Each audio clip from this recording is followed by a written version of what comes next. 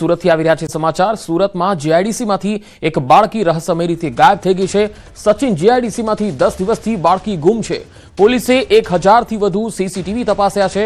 અજાણ્યા વ્યક્તિ સાથે આ બાળકી દેખાઈ અને ત્યારબાદ આ બાળકી જબલપુર જતી ટ્રેનમાં એકલી જોવા મળી। સચિન, જીઆઈડીસી પોલીસ 10 દિવસ બાદ આ બાળકી શોધવામાં નિષ્ફળ રહી છે। બાળકી ટ્રેન મારફતે જબલપુર સુધી પહોંચી હોવાની માહિતી સામે આવી છે। ટેકનિકલ ખામીના કારણે જબલપુર બાદની માહિતી મળતી નથી। પોલીસ હ્યુમન સર્વેલન્સ દ્વારા બાળકીની શોધખોળ ચાલુ રાખી છે। બાળકી 7 ડિસેમ્બર સવારે 8 વાગ્યાની આસપાસ ગુમ થઈ હતી અને ઘરની નજીક રમતા રમતા આ બાળકી અચાનક ગાયબ થઈ ગઈ। વધુ માહિતી મેળવીએ સુરતથી સંવાદદાતા કીર્તેશ પટેલ જોડા છે। કીર્તેશ, આ બાળકી જે ગુમ થઈ ગઈ છે આ બાબતમાં પોલીસને કોઈ કડી મળી શકી છે હજુ સુધી?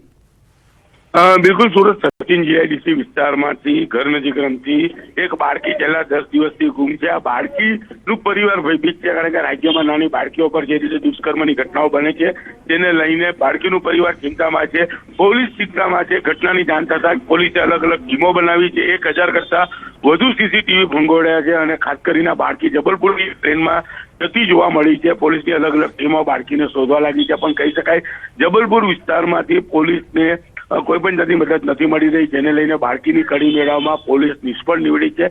સતત બાળકીને શોધવા માટે સુરત ની જીઆઈડીસી પોલીસને ક્રાઇમ બ્રાન્ચની ટીમો દ્વારા અલગ અલગ ટીમો બનાવી તો શોધખોળ શરૂ કરી છે, પણ હજુ સુધી એક પણ કડી મળી નથી, જેને લઈને બાળકીના પરિવાર સાથે પોલીસમાં પણ ચિંતાનું મોજું પડી રહ્યું છે। જી કીર્તેશ, આભાર સમગ્ર માહિતી આપવા માટે।